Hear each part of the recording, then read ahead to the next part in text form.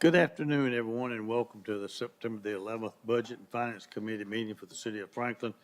We will begin with a call to order. We'll do this by a roll call vote. Alderman Peterson, how do you vote? Here. Alderman Baggett, how do you vote? Not here. Alderman Potts, how do you vote? Present. And the chair votes present also. The next item on the agenda is setting of the agenda. Anyone have any items that they wish to move or change on the agenda? If not, I'll entertain a motion to consider the agenda as written. Sir, I'll make a motion to consider the agenda as it's written. Proper motion to a second. Second. Let's do a roll call vote on that. Alderman Peterson, how do you vote? Yes. Alderman Potts, how do you vote? Yes. And the chair votes yes also to that then. The next item on the agenda is citizen comments, and we generally give this a couple of minutes or a minute if someone has a citizen comment. I don't have any cards or anything.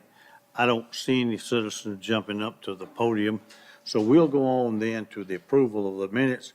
We do have two sets of minutes, the May 15th, 2025 meeting and the June 12th, 2025 meeting. Can we do both those?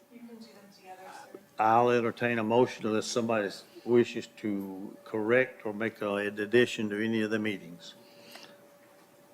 I move to approve both of the meetings minutes. Second. Proper motion is second.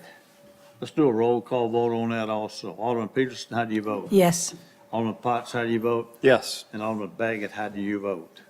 Oh, I'm sorry. Alderman Baggett is not here, absent. We'll leave him there then. New business, let's go to item 3, consideration of resolution 2025-24, a resolution to adopt an amended customer service policy.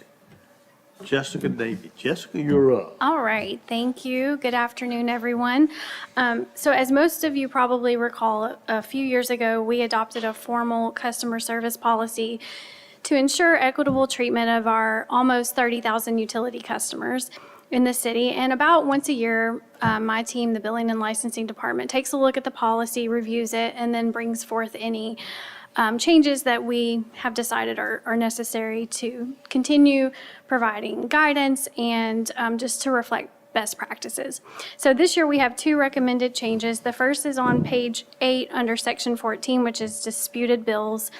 And just to kind of share with you that most of our bill disputes are generally handled within the Billing and Licensing Department or the Water Management Department, working together with staff in those two departments. And then if they can't be resolved at that level, they're escalated to city administration.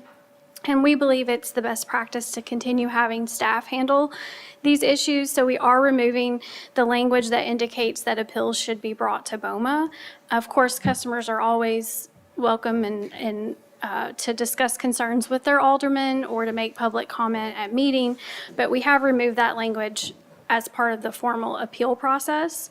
And it's important to note, I do want to point out that these are disputes strictly regarding consumption. These are not customers who've had a leak, and the meters have already been tested for accuracy when we get to this point.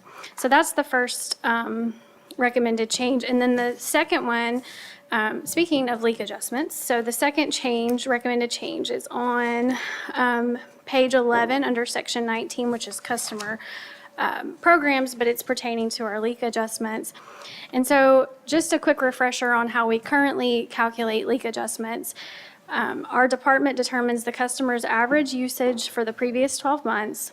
We then deduct that consumption from their high bill and then divide that in half, which results in the customer essentially paying for half of the high usage, the city absorbing the other half.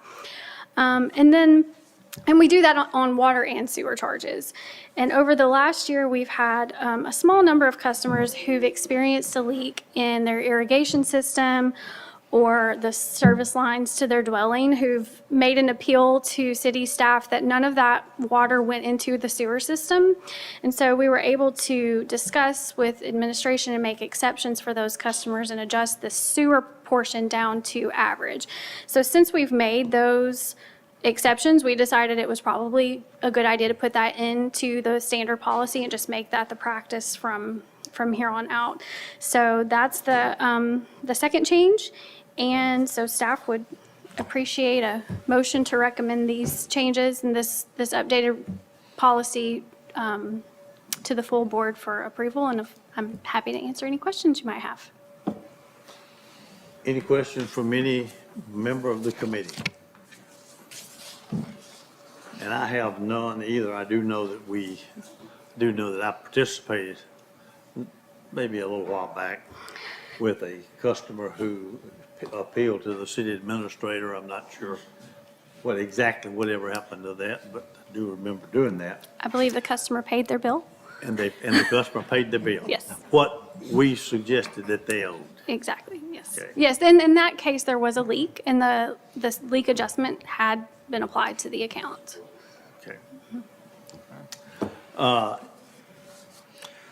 Mr. Chair, at this time, I'll make a motion to move the recommendation forward as it is currently presented. Proper motion to a second. Second. That is a proper motion and a second. Let's do a roll call vote on that. Since our distinguished colleague is here now, he fills this seat. I missed you a while ago. I called you and I couldn't find you. Alderman Peterson, how do you vote? Yes. Alderman Baggett, how do you vote? Yes. Alderman Potts, how do you vote? And yes. And the chair votes yes to that. We will move that forward. Let's do the item 4 then, which is the annual report from the city's investment advisor. Christine, you want to do that? Yes, sir. I'd be glad to make an introduction. And every fall, typically at the September meeting, if schedules allow, we do, as staff, invite the city's investment advisor, government portfolio advisors, and Deanne Woodring, who is the owner of GPA, is with us this year to provide a comprehensive report on the city's investments to this committee. And something I will point out that you have not seen in this report in many years, actually at least 6 years, is we have bond proceeds that GPA is helping us to invest because we issued a general obligation bond issue back in the spring. And so she has added that to her report as well. So we haven't had bond proceeds to manage for quite some time, but we do have the assistance of GPA to do that. So certainly we in the public sector have lots of rules for investing public funds. We have a city debt investment policy that was adopted by the board in accordance with state statute for municipalities. And GPA does assist us to maintain the compliance, and that is also something that Deanne will be showing us in this presentation. So certainly we welcome Deanne Woodring again to the City of Franklin. Thank you, Christine, and council members. Alderman, it's nice to be in front of you today, and I love my one journey out here every year, so it's always nice to see what the bond proceeds are doing as we sit in this beautiful site. So we're all hearing a lot about interest rates and a lot about changes, so I kind of am bringing you some background on some of the talk we're hearing in between Fed funds rates and tariffs and impacts, and then why that's important for your investment portfolio. I kind of want to back up a little bit. It is such a privilege to work with this city. GPA has kind of modeled or worked and continues to work with many, many clients throughout the country.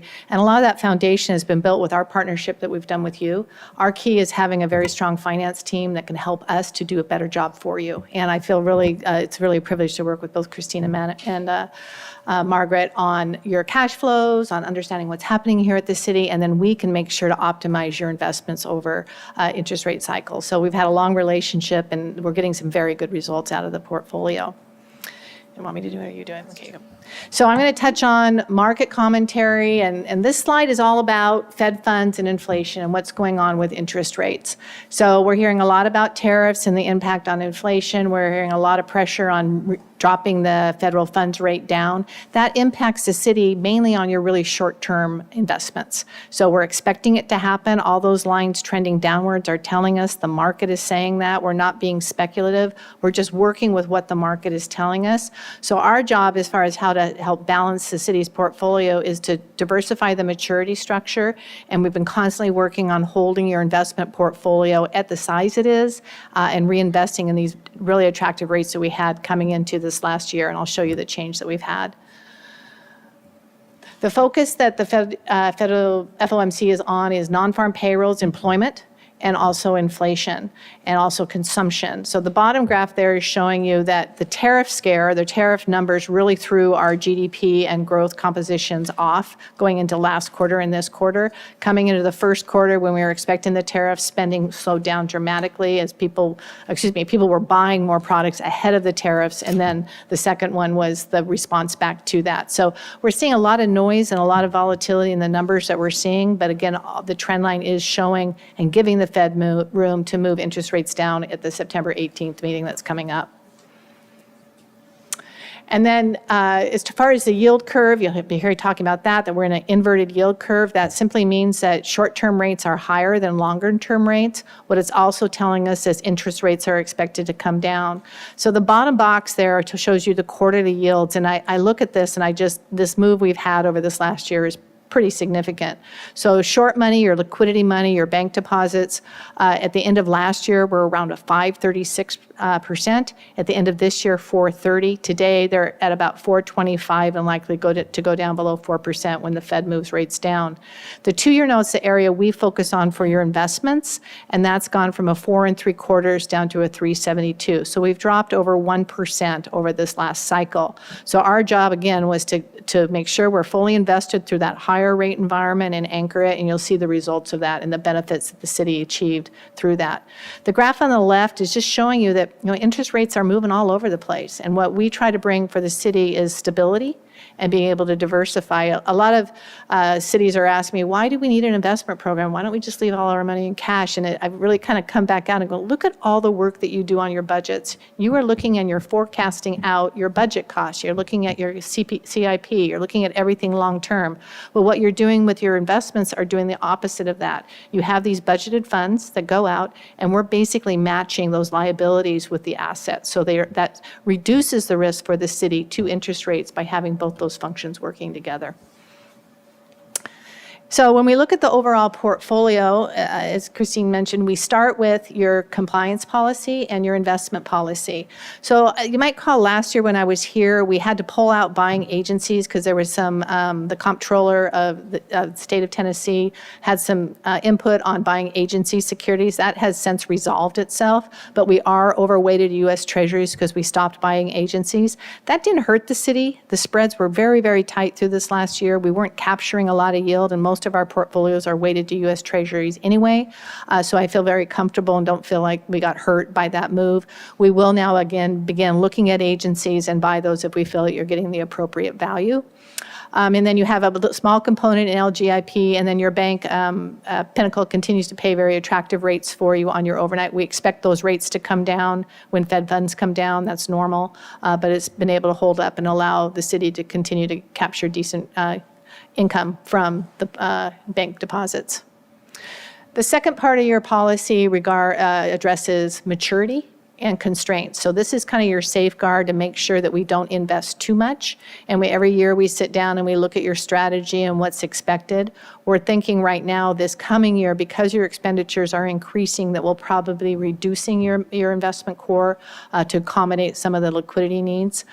So we're focused on that. And then your maximum maturity of a security that you can buy is 4 years by statute. So we're all within that for the compliance.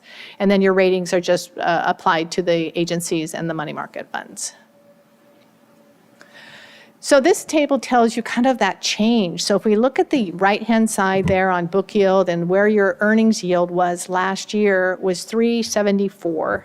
That was comprised of your liquidity component at 505, and then this is where our hard work was, and your yield on your investments was 355.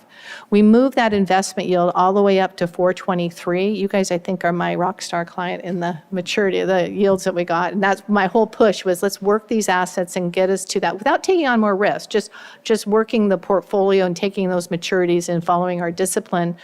And then your portfolio size down at the bottom, your core did decrease a little bit because we're starting to see that demand. But the key for you is we're making sure that we're optimizing your investments. We have a plan on everything. We know when we're looking at needing more money to liquidity, we let maturities just mature off. We're not forced to sell. So that's what makes the plan really healthy, that they're working together when we're focused on that.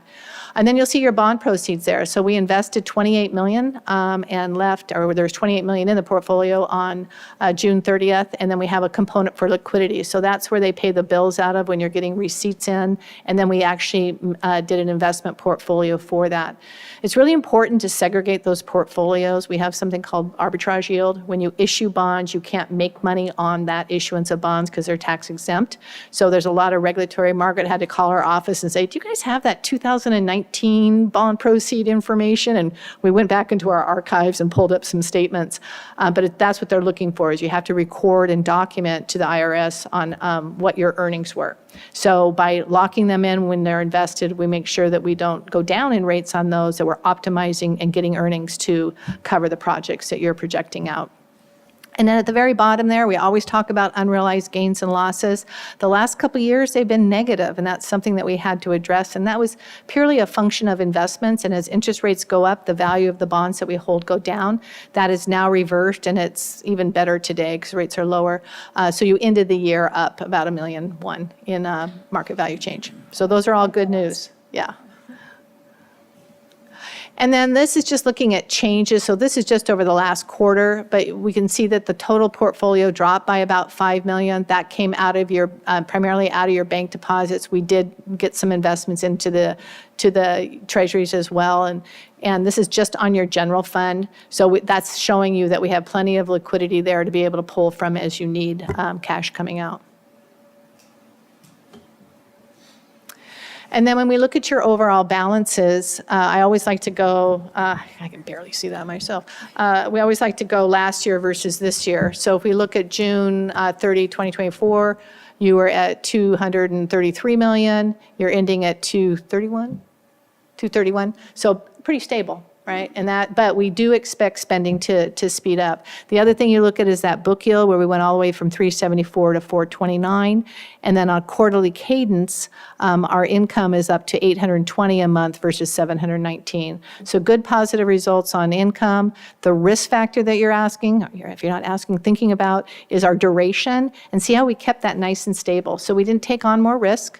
We continued to manage that program just how we're being directed, and everything panned out and added earnings through that cycle. May I give Yep. just a point of clarification that we call this the general core portfolio. However, we do invest this core, which is general fund, but it's also the capital project funds that were cash, like hotel motel fund and the facilities tax funds. Also, water and sewer has some reserves. So this general portfolio that we call the core does include these additional funds that we invest together, and we do allocations of interest income amongst all those funds. And then we do, as Deanne was saying, we segregate the bond proceeds into a separate portfolio. But this is really the city portfolio. So I just wanted to make that distinction, that this is not just what we consider the operating general fund of the city. It's the pooling, so all your funds are your responsibility. We pool all the money in each of those funds and then make investments across the board. Okay. And then, so when we look at the structure, the real key in managing local government money is to first identify the liquidity needs, so you will always leave liquidity. We can't do anything about the earnings rate on liquidity. That's just where the market's going to settle out. When Fed funds drop, that rate's going to come down. But we can add value through managing that core investment, and that's where we're holding your average maturity right around 135 in duration or maturity, and we maintain and hold that pretty constant. So when money needs to come out and you need to add, we watch and see if that liquidity balance, if that goes down to 25 million, let's say, then we know we need to take the next maturity. So it works really fluidly together as we're looking forward. And then the activity, so we had about 87 million in maturities over the year. This is on just the general fund, and invested 74 million, so we were busy. GPA continues to, we trade a lot of volume. Our firm is now up to 30 billion. I can't believe that, you guys. We've grown a lot.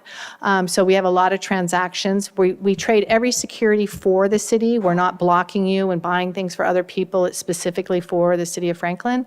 And then also when we transact with broker-dealers, we go out and buy the securities for you from our competitive buy list, and those are delivered directly to you from that dealer. So there's no middle person in the way. We are very aggressive, making sure you get the best price that we can at time of execution. And then the next page is earnings. So when we look at the book income up there on the left box, so last year you had 7.6 million in the pooled general fund, and this year 8.9. So we had a nice income added earnings to the pool. The balances were right about the same, so that was all just driving from being able to be flexible in that portfolio. The areas that certain people could get stuck in is if they invested too long and they didn't have an opportunity to buy yields at those higher levels. So I really like the sweet spot of where we have your portfolio managed. Your portfolio actually performed our longer portfolios in a 0 to 5 structure. I always question that because you should get a little bit more return if you're out a little bit, but you guys are really in a good spot in this 0 to 3 or 1.5 year duration. So we're pleased with that result. And then other tools that we're using just to think about what are we doing to make sure that the city's safe and our actions. So one tool is your maturity structure. So we have several buckets that we're working in. So we buy, your biggest weight is in the 1 to 2 year area. That rolls down the curve every month. They'll shift down, then roll down. And then we have the 2 to 3. So we're diversified across maturity structures on the portfolio. And then I'm going to touch just on the core. So the core fund is the one that we can make a difference on in our decisions and how we're investing that. We do track total return, and that just means that we're being accountable to the price change in the portfolio as well as the interest income. And this is important because it kind of helps you compare to other types of asset managers. And you don't pay this out, but we're accountable to that number. And your portfolio performed a 540, right on top of our benchmark of the 0 to 3. And if we go back to the since 2014 when we started measuring on this system, we're ahead by about 8 basis points. That's what we should be doing. If we were outperforming by 1%, your question to me would be, what are you doing? Why are you not doing what our benchmark is? So we're performing consistently. We're mainly in treasuries, so we're not outperforming from other asset classes. So we're doing what we say we're doing, and we're pretty tight to those performance numbers. Where'd I go? Whoops. Okay, then on the bond proceeds, so these were locked in and issued in early spring. And we, like I mentioned, we kept a core component and a liquidity component. We locked in above 4%. I can't remember your issue rate. It was like 440 or something. Yeah, and so. Yeah, so we wanted to go in and immediately turn around and lock that out to a schedule. That schedule is changing a little bit. You guys are doing more activity out here on this beautiful property. We are spending quickly on Southeast Park, or the Pearl Bransford Park, as well as Robinson Lake. So we are paying bills on the capital projects, and McEwen is also has funds, as well as we have a fire engine that has come in since we closed. So we have been paying a lot of bills. So this portfolio is flexible for that, and we're able to make sure that those payments are capable to pull dollars out. So, and again, being able to go ahead and lock that in versus if we had put that in the pool or not made a separate portfolio, then you can get caught in that because your rates will come down there, but this is optimizing with your issuance size. And so far this year, that fund has earned $408,000. So we'll be tracking that through the life of the project, and we will have all the documents to be able to provide to arbitrage for arbitrage purposes going forward. And that's it for my report, and the rest of there is holdings, and if there's any questions. Any questions from the committee? Christine? I did want to just share, and thank you to Deanne for this presentation, and she always provides us very good summation information, but I did want to just provide a little bit of context for investment earnings, especially just for the general fund, and certainly for those of us that have, really most of my career, we've not been able to earn this type of investment earnings in with public funds, and I've been doing this 26 years, so this has been a good run these last couple of years. But to give you just a little context, back in 2020, we posted general fund interest income of $1.2 million. And for fiscal '25, which our finance director, Margaret's going to talk about fiscal '25 unaudited results here momentarily, we booked $3.7 million. That's a difference of $2.5 million, additional $2.5 million in investment income between that 5-year window there. However, after 2020, we went to a very, very low interest rate environment, as you recall. And in fiscal '21, we only booked $93,000 in investment income to the general fund. So we were at $1.2 million in 2020. We went down to $93,000, and this year we just finished with $3.7 million. And that's significant. And certainly, we provide an estimate on investment earnings to our budget colleagues as they're preparing the city administrator's budget every year. And $3.7 million is meaningful income to the general fund. So the difference between 2020's amount and the 2025 amount of $2.5 million, that's actually about 2.3 cents of property tax for our current property tax digest. So that's meaningful. And certainly what Deanna's showing, she's not predicting us to go back to 2021 where we didn't earn hardly anything. But for our general fund, $3.7 million in '25 is a meaningful amount of revenue. And so we'll certainly be watching how far interest rates do fall, how quickly they fall. We know why they cut interest rates so dramatically there into 2020 and 2021, but it is very difficult on public funds when you can't earn anything on your deposits. And so I know that's, Eric knows all this information because he's always watching to see if what our interest income, investment income looks like. So, certainly if it's a measured decrease, we have time to plan for, because as we were showing here, we invest 3 years out, and we're always, as a maturity comes out, if we're reinvesting, we're going back out three years, and every month we have a decision if we need to pull in or reinvest. So, we won't have a significant increase immediately, but if there is a sharp decline in interest rates, 2 to 3 to 4 years from now, we could have a decrease in investment income that would have to be absorbed in some way. So perhaps, Eric, you have thoughts? The only other consideration I'd put out there, kind of calling back to what we talked about on Tuesday night with the capital investment program, that's 70% funded by cash. So as you roll forward, we will use some of those cash resources to deliver projects, and that will have some impact here as well. So that's just something that's farther out with some projects, but we are using cash significantly to deliver projects. That's good that we don't issue as much debt, but it does affect this a little bit as well. So And just you something did- to keep in mind. And you did see that in the decrease in the core, about $10 million. 2 large parks projects that opened this summer had no bond proceeds. Bicentennial Park and the main barn, that was all cash. That had no debt in it. So that was why we did pull out of the core to pay for capital projects. But it's planned, and it's been planned. What is I don't recall, but the last interest rate on our bond issuance, the percent. The late March issue that we did, the interest rate, I believe it was in the low 4s. Low 4s. That was a 20-year bond issue. And when Deanne was showing I think that's here at the very end, she's showing the book yield, the 4.19, the 4.16. That's right about the arbitrage yield of that issue. So rates kind of are what we can't really play the rate game, either on investments or issuing debt. So, but yes, it was a little over 4%.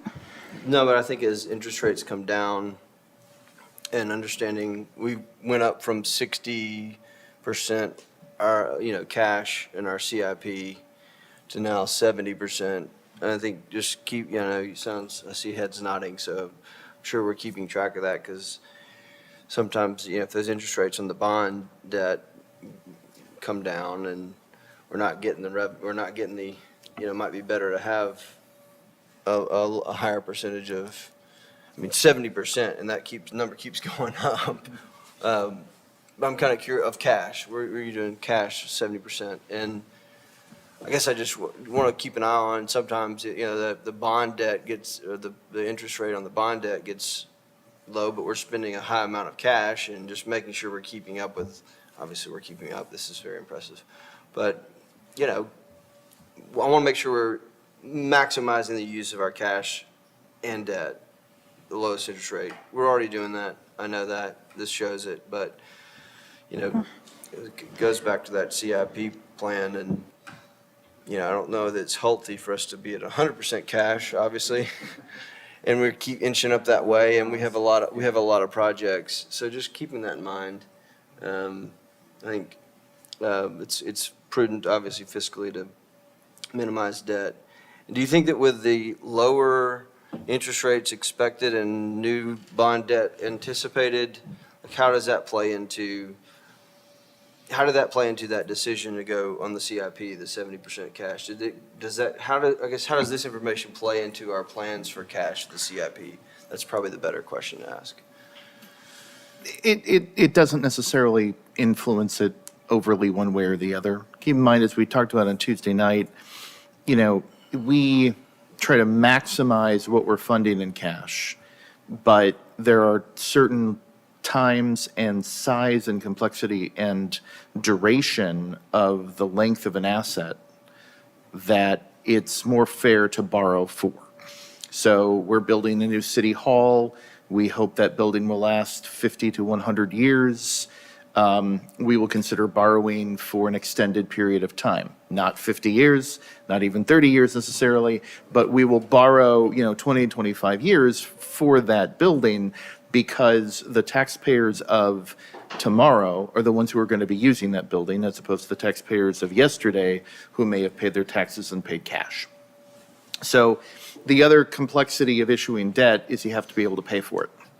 And so the ability to repay that annual debt service is dependent upon the cash that flows into it from the property tax.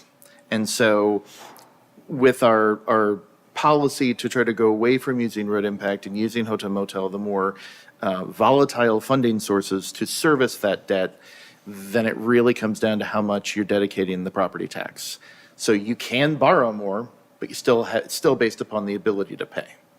This ability to balance the investment return with the amount of money we borrow is excellent. And you would think that as interest rates go down, we will earn less, but hopefully the cost of borrowing will also go down. Well, and Alderman Baggett, you did a good job of kind of articulating the puzzle pieces between debt and investments, and certainly with tax exempt bonds, as Deanne was saying, we not only have time limits that we have to spend the money generally within 3 years of issuance. That's an IRS requirement. We also can't earn more than the bond yield, because there was a desire back in 1986, so tax law of 86 or tax reform of 86, that local governments could not make money off of issuing general obligation tax exempt bonds. And before the end of 86, you could actually issue bonds in a rate, there was a certain rate environment at tax exempt, and invest at higher rates and keep the difference. And at the end of 86, you couldn't do that anymore. So, really, sir, we have all these, confines of these rules for tax exempt, but we are always trying to do the best with our public funds and maximize what is best for the taxpayers within all of these rules. And so, when Deanne was talking about we've earned $400,000 in investment earnings in the bond proceeds, those may only be used for capital projects that are allowable for city projects. You can't use those interest earnings, for example, to pay utility bills or salaries. So, but that $400,000 will help fund capital projects that, and most likely Bransford Park, because we know we have additional debt needs. So, we're working together with budget to put all of this together in a way that we're compliant, but we're also maximizing the best, every bit that we can. So. I think the question was, and that's a great answer, is that we've increased the cash on the CIP. We're also earning a good return on some of that cash presently. And we're also, if we do anticipate debt coming at an interest rate, that maybe that if we didn't use as much cash for the capital projects, and we're able to do more, it could kind of offset some of the interest expense. But it's probably an offline conversation where I can get into the weeds. But thank you for the answer. That was good. Any other questions?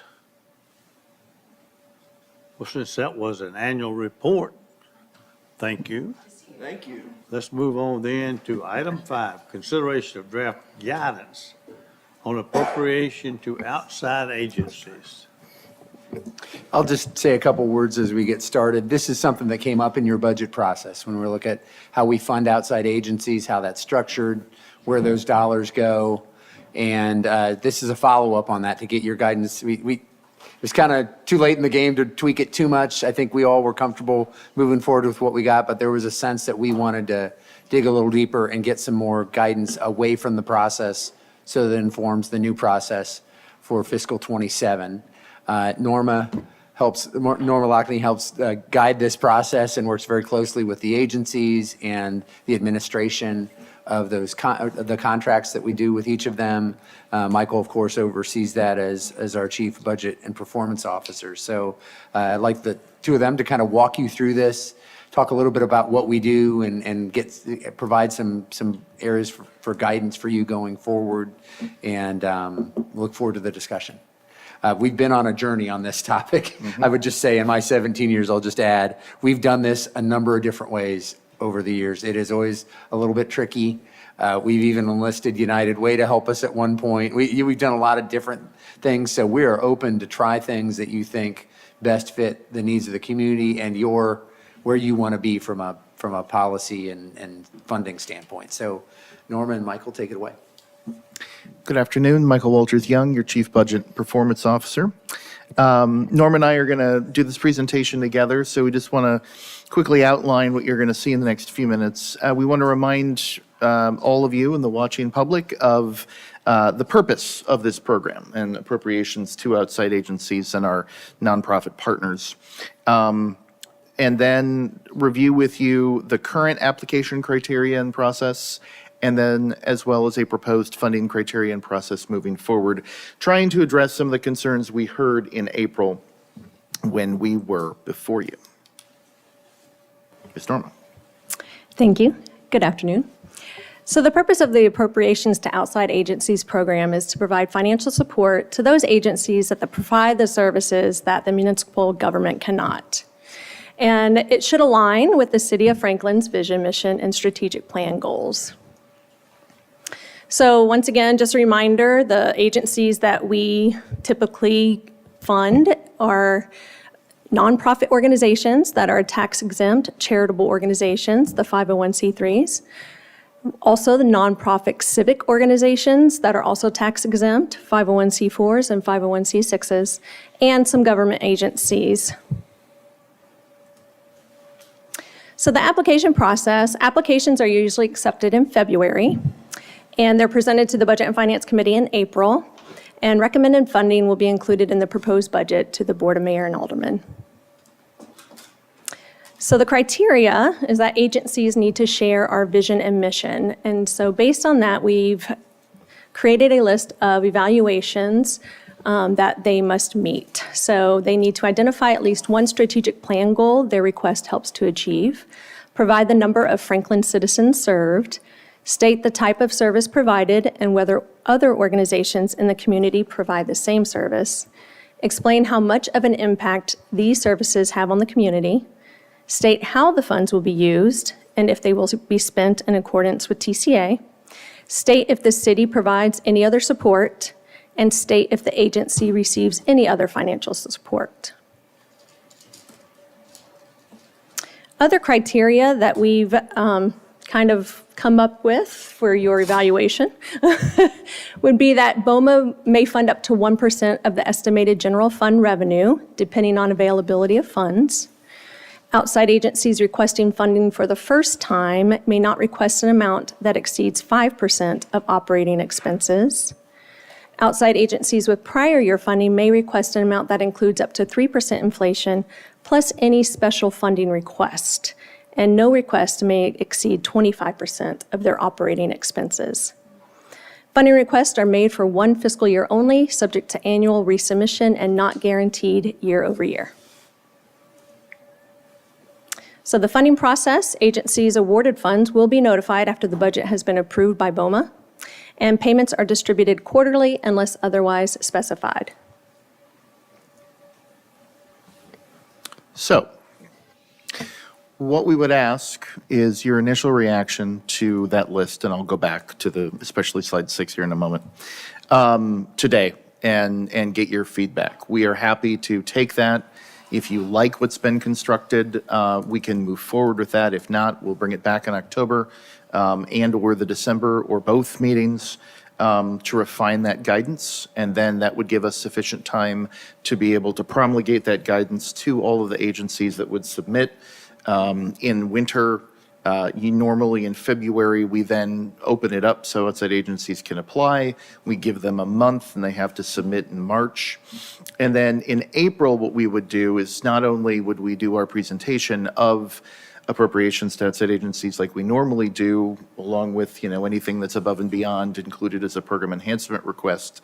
But this set of criterion on these 2 slides, we would develop sort of a simple scorecard. So you can see, do they check all the boxes regarding compliance with TCA and how many citizens and what their impact is and what their strategic plan goal is, but also these sort of more funding-based criterion, not the top bullet point, that's guidance for you and from you, that we would not spend more than 1% of the general fund in total on appropriations to outside agencies, but rather these latter 3, that especially those 2, not to exceed 5% for an initial and not to exceed 25% of their total. With that, Mr. Chairman, we are happy to listen. So the total funding for appropriations, estimated general fund revenue, 1%. So what is that?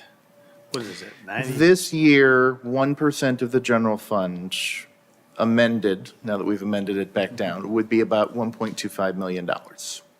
And the current appropriations budget is in and around the realm of 700. So we're within that policy, we're within that guidance. Again, this is what we heard in April, was to. The only other Eric. consideration that isn't quite on the slide that I don't know quite what to do with, but I think is something to think about. We've got agencies that really are service delivery partners to us. I think of something like bridges, which is absolutely something we need to do in response to certain situations, a domestic situation in the community. If they weren't there, we'd need to find some other way to serve and support.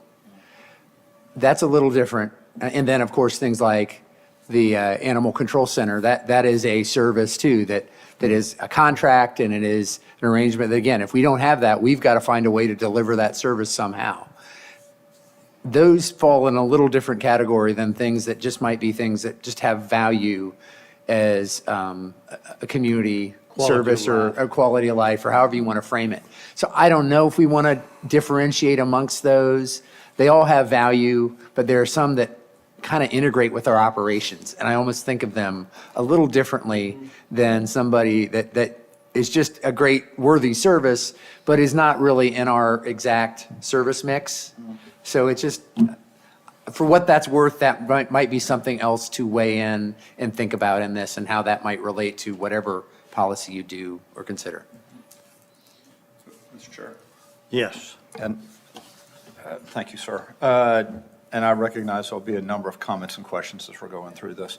What might also be benefit as we're looking at this, and number one, appreciate everybody coming to the table, putting this together based on our feedback previously and based on our past, is if we could take that scorecard like you're talking about, Michael, with all of the, we'll call it the 2024 approved, and how they fall into this criteria right here.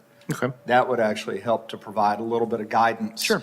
Because what we're seeing on the slides is good, but seeing how would this compare to what we approved for last year? Okay. Or not just what we approved, but also who applied. Yes, and well, yes, it would absolutely show who applied, maybe we even could those see who that did they've not who were not approved as well. Okay. Right. And that would help. I know part of the conversation that we're having right now is because there was one organization that came before us, and we ran the quick math on it, and they were asking for 25% of their operating budget.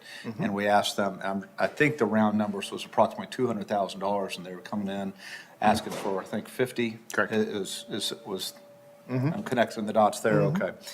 Yeah, and that's, I think those examples, as we're moving forward, again, the slides are great for us to see and for us to start the conversation.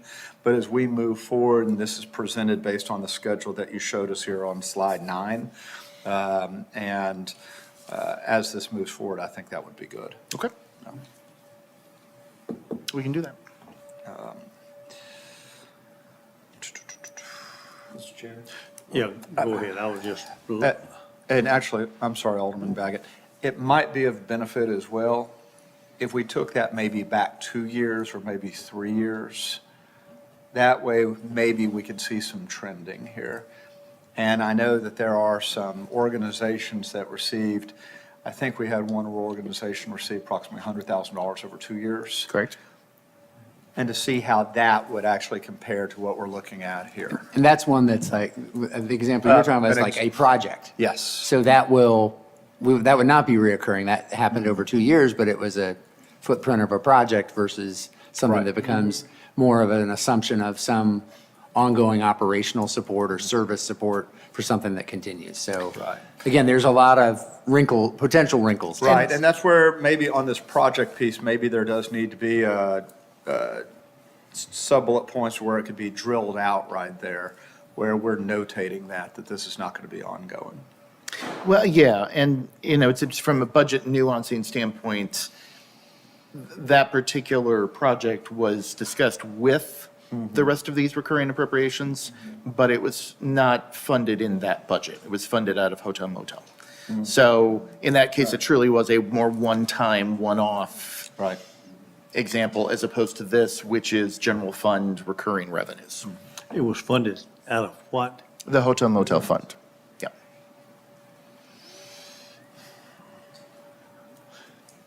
I think would be, I think this is a good presentation. I think that probably, I know I would like to step back and take a look at this and see just exactly. And maybe take one or two agencies and see how that plays out going forward. I used to do this for a partial living.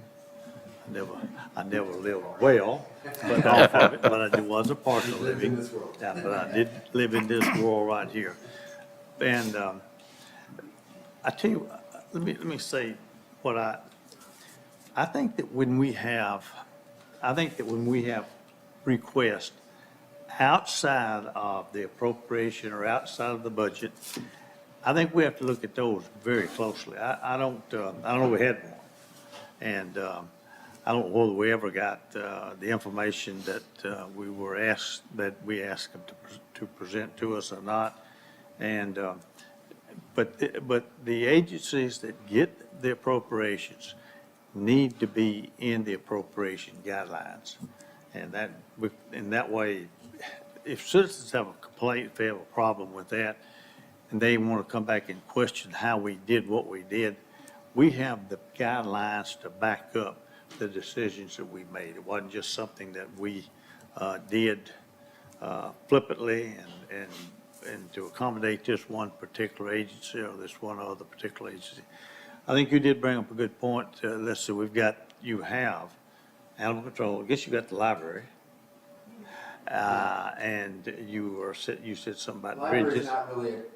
Library's not really a contract like the animal center is, but it is operational. I mean, yeah, The RTA yeah. is in this group. Well, okay. That's a contract on an annual basis Yeah. to provide a service.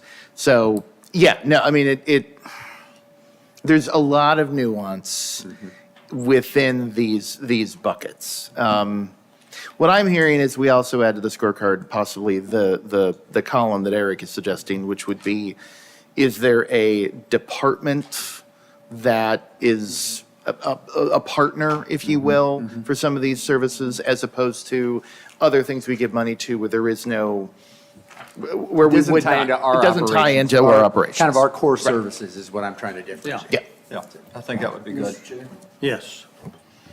No, I think that's exactly right. And I think we should be, what that's going to lead to, I believe, for better or for worse, is that some that we have been appropriating to might not tie to those services. And I think what citizens probably expect from, there's another one, Davis House, which does, like, they work directly with our police officers in our court, like when the child had, we need a strong child advocacy organization in our county, because if a child gets, is in a situation, our officers are going to them. And if we don't have that service being healthy, Yeah. then I think those are the kinds of things, like even a Franklin Tomorrow, and I hesitate to use specifics, but here I am, using specifics.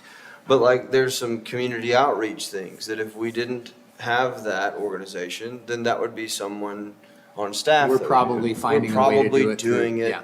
and that's probably through communications or something, and you expand staff and that kind of thing. So I do think those are very different than, just, really good projects and nonprofits that are, heard about a grant process and have applied, and, everyone has a heart and doesn't want it, but like, that's not necessarily what this money is for. There's lots of private grant opportunities out there that can be, can be sought after. The other thing is the duplication of nonprofits. I believe there's a few that do, like, for instance, food pantries.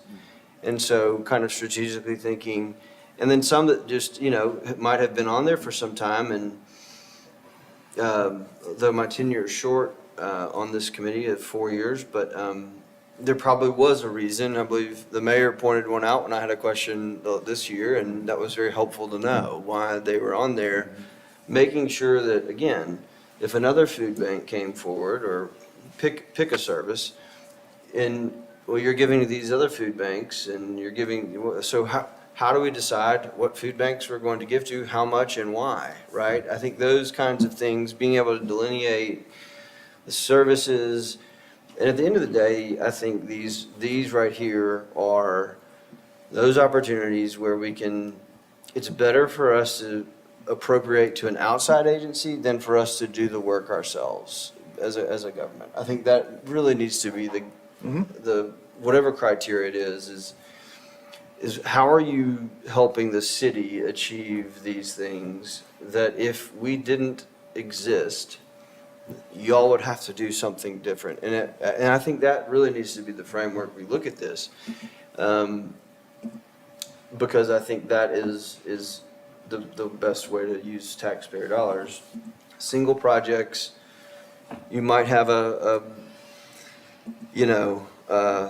opportunities that do come up that do meet our strategic vision and goal. And, if it doesn't come through here, it just comes before a work session or something. And it's and then we discuss it as a board. If, to Alderman Barnhill's point, what needs to flow through here needs to flow through here. If not, you can go through the regular, discussion process. But those are my thoughts. I think what happens, though, is that we get creep. And we get, well, they got it last year, and they're gonna get, like, why would you say no to someone?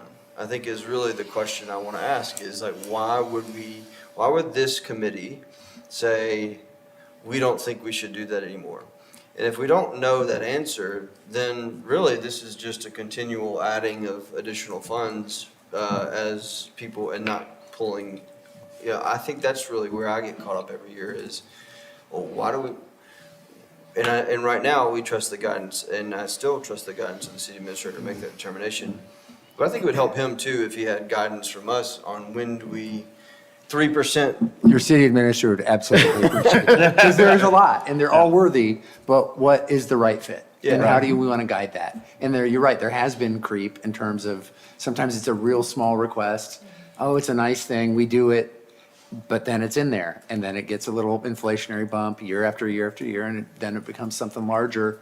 And is it really where you want to be? I mean, I think that's what, I think all of us saw a little bit. We stepped back and looked at how that number had grown in the last 3 or 4 years. Now, what happens is cyclically, sometimes something happens and we're cutting things in departments, so we cut things on outside agencies, as we should do. But then there's sort of a recovery, and yet it is hard. It is one of the harder, it's not a big dollar amount, but it is one of the harder things we do in the budget process. From my standpoint, is trying to gauge what you all want and what is the right fit, and making sure we're delivering on the kind of core city I think the functions. the too. question is, if this grant doesn't get funded, how is that going to negatively impact city staff and operations? Yep. And/or, look, because everyone's gonna, I guarantee you, we're gonna get a bunch of quality of life strategic plan folks, right? Yep. And then here we are in another nebulous world of quality of life. So I think that has to be a critical question. How is this going to, if this doesn't get funded, how does city staff and our city operations, how will they be negatively affected? And vice versa, how could they be positively affected? And then that can be a starting point, and we see where they fall. And then we can begin to make hard decisions, or maybe not so hard, on, because that becomes a whole nother set, because there's that, then that's how you kind of separate the wheat from the chaff and those that do help city staff and help our city operations and do things that we would have to do otherwise. I think that begins to be where I think I would focus on additional funding to make that better and more effective than it would be just finding the good stories. I can get, I'll help them find another grant opportunity in a private, grant funding or something. Maybe not our role. And you can probably get a good story from each of the agencies.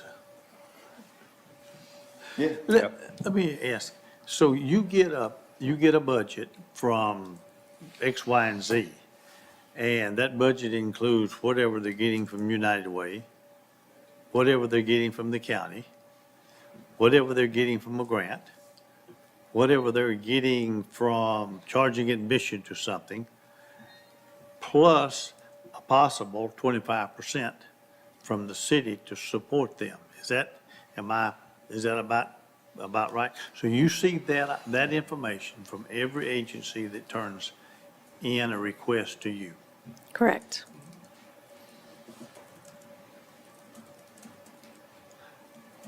How long has it been 25%? Do you know, Michael? Well, that rule does not apply today.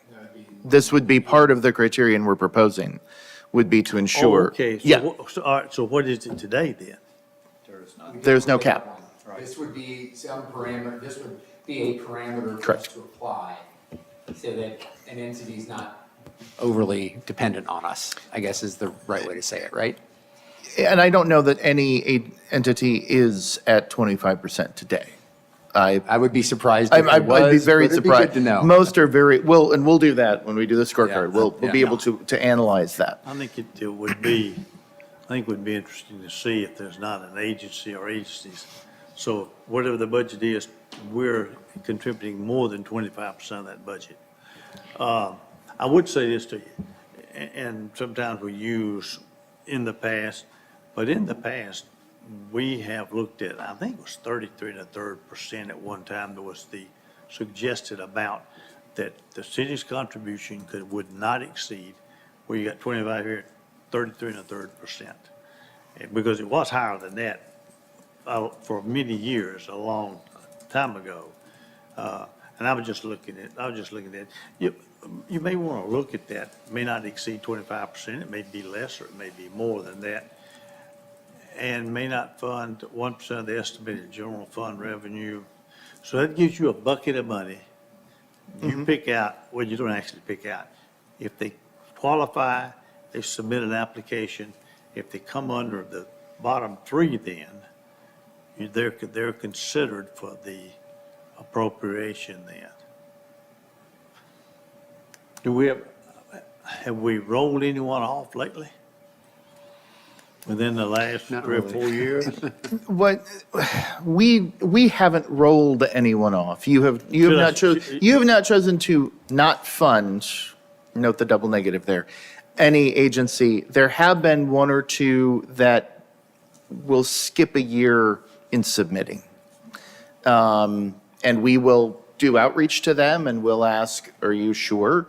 And sometimes we don't hear back from them at all. And so there's your answer. But in terms of rolling off, the last agency that I remember truly rolling off was JL Clay. Yeah, that was the demise, wasn't it? There you go. Any other questions? Yep, Mr. Chair, I do.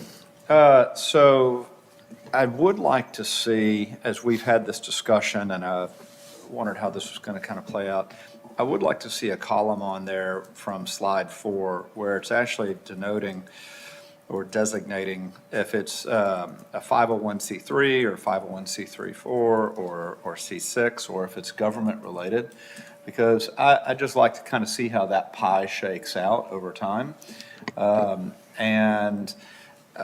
As we're also looking at that, and Alderman Barnhill, as you were asking the question about that 33% of budget, et cetera, I'm kind of hoping that if we can go backwards 3 years, if we need to go back a little bit more, we could, but we might see that trending of what was their budget, how much were we giving?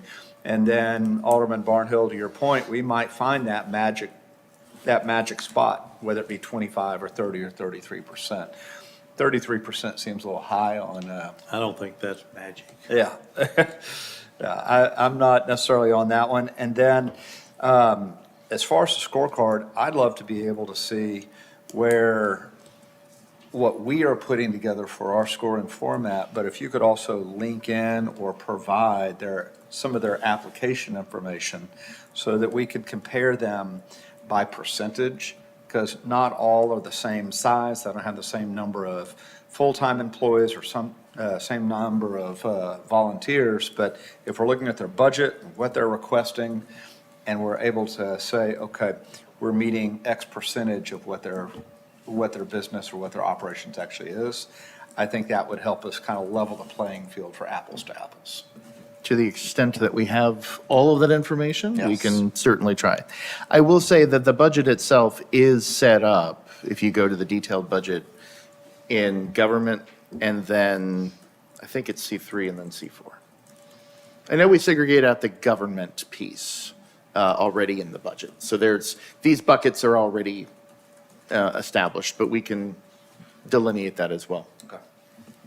Well, see, the interesting thing, and this is probably something that could be either said or not said. The interesting thing about most all of this is that when the city puts in money on the government, the city taxpayers be double dipped. We're already paying county taxes. And we go to that library and then we pay them more into the library, or we pay more into animal control, or we pay more into something else. That means that citizen in Franklin has already paid his county taxes. I paid to cover that. And we're also being taxed from the city's standpoint to add more into that. And frankly, that's the way it works. And that's the way it's worked now for many, many years.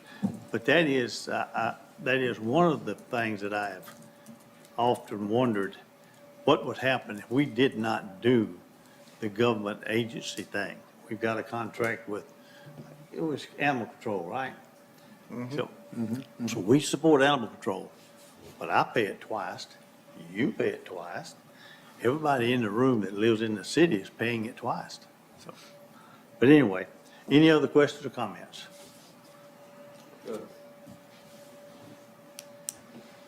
Do we want to go to the next item then, which is report on state, and thank you for that, we appreciate that. Thank you. Hopefully, technically it's a small item on the budget, but it's still it's a very difficult, It's a lot of contracts. yes, yes. It really is. So let's go then to report on state controller's review, acceptance and approval of the city's FY 2026 annual operating budget. Michael or Margaret? Michael? Margaret? Approval of the state budget. Approval of the budget by the state. Did I read the wrong one? Nope. Item 6. Yep. I am happy to let the finance director do the quarterly report. No, we just. Right, okay. As you see in the screen and in your packets, on August 18th, just about a month ago, we received positive notification that the state approved your current spending plan for fiscal '26. We were given commendation for adopting our budget on time, which admittedly, as a public servant and financial professional, I think is a basic bar. But that's one that we achieve, and not all Tennessee cities and towns necessarily do. There was a comment made regarding appropriations and control regarding how we spend. The state would love us to have all of our departments come in exactly on balance every year. The budgetary level of control in the city of Franklin, Tennessee, however, is at the fund level. So there was no issue or concern in that regard. We have tried to sort of balance this over the last couple of years because we put more of a focus on program areas. So your police and fire budgets combined, what is that total budget? Government administration, public works, et cetera. But we wanted to acknowledge that the state has given us the green light, and you can go ahead and keep spending and appropriating and collecting and doing what have you. And no, we still do not have an answer on the hotel motel tax. Any questions or comments? Then we're ready for item 7, financial report for the fourth quarter of FY 2025, unaudited. Margaret, has your name at the heading of that? This is my item, yes. As the heading does say, I will reiterate, these are unaudited numbers. Our wonderful auditors from Crossland will be here starting October 5th, 4th, something like that, the first full Monday of October. So they will come back and visit us then to go through all the numbers. We did close the books on August 26th or 29th. Our finance team did an awesome job of getting everything done and sticking it out. So we were very thankful. Just a few highlights on the summary page. As of June 30th, 2025, our general fund surplus was $2.8 million. This is lower than other years, but as we know, as you heard earlier, we're spending money. So, but sales tax are 5.5% higher than June 30th of 2024. And the last little item, as Christine and Deanne mentioned earlier, our interest income is significantly higher this year. We had positive higher earnings on all of the city's investment portfolio. Any questions? Hotel motel tax is down. Was that like, do you think that's a budget? Do you think that's flowing over from possibly 21 being a higher year in hotel? I feel like people traveled a lot after that, and then we set that budget. You feel like it's normalizing? We have seen softer numbers all year in occupancy overall.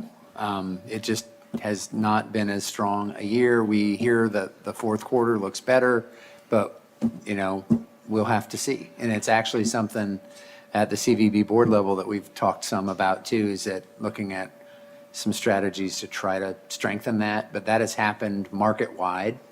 You saw supply kind of spike up, and that supply is kind of working through, and that's driving some occupancy down. Our average daily rate, especially in Franklin, has still remained pretty strong, but we have seen some slippage in occupancy. So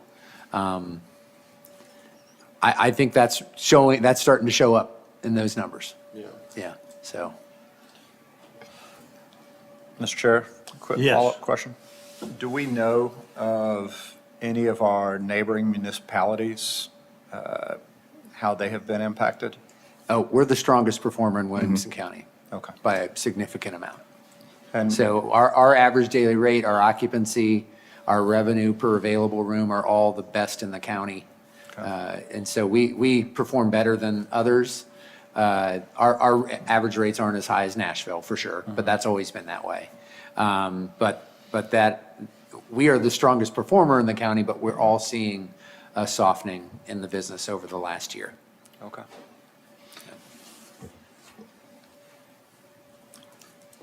Would you, And we do get that breakdown now, but we didn't used to get that. We do get a breakdown by community. So we do see, we're faring better, but we're still down.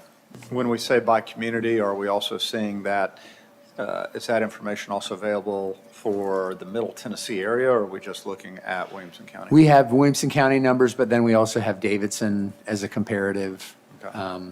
within that too. We see how Nashville's numbers are trending and faring compared to ours. Okay. Thank you. Mayor?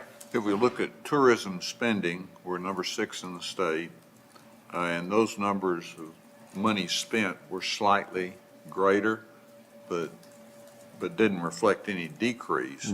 So that's encouraging. I don't know whether it may mean that people are doing less overnight trips and more day trips.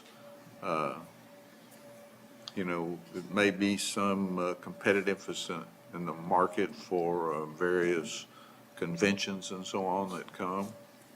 But that is an interesting comment. If your tourist spending is up and your hotel occupancy is down, then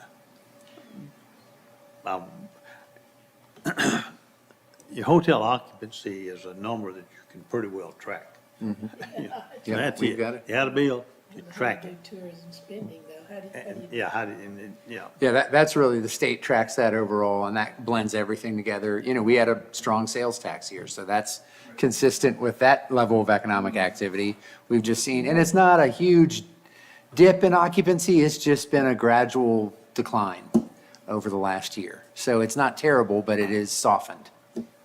But we still have, as you say, good sales tax. We had a really good sales Numbers. tax year, yeah. You know, maybe we can talk Mr. Potts into footing the bill for an evening at the Marriott. Would you? Oh, go to the Harpeth. I heard Yeah. Let me check my, my Marriott status and see if I'm platinum. Any other questions of Margaret? Or Christine? Both names are on as sponsors. Let's go then to item 8, this monthly report for September 2025. Margaret? These are the monthly reports for September. Just keep in mind, these monthly reports, we have 3 items: sales tax, gas tax, and hotel motel tax are still June numbers that we're reporting. And the others, building permits, road impact, facilities county, facilities city, and conference center are July numbers, just because we receive everything 60 days past. Okay. So it's kind of a mixed bag. But the 2 I'd like to point out, building permits, we are holding steady. We're at about 1.6% higher than this time last year, or sorry, 1.6 less than this time last year. And road impact, we're about 7.1% less. It is only 1 month of revenue. It is dependent on development and builders. So I just wanted to point out those 2. We did have a loss for the conference center, but we also had a loss July of 2024, loss for 2024 and a loss of 2025 for July. But once again, it's par for the course, nothing drastic. Any questions? How was the alcohol tax? I don't have that one listed, but I can find out for you. We're just kind of trying to. So you think that, so you think that might be Yes, us? strong. If I had it in front of you, I would tell you. Any other questions? Any questions from anyone? Then we'll go to other business. And since I don't hear any other business being presented, then we'll go to the other item on the agenda. That is adjourn. I'll entertain a motion. Move to adjourn. Proper motion second. Second. All in favor say aye. Aye. Any opposed? Push my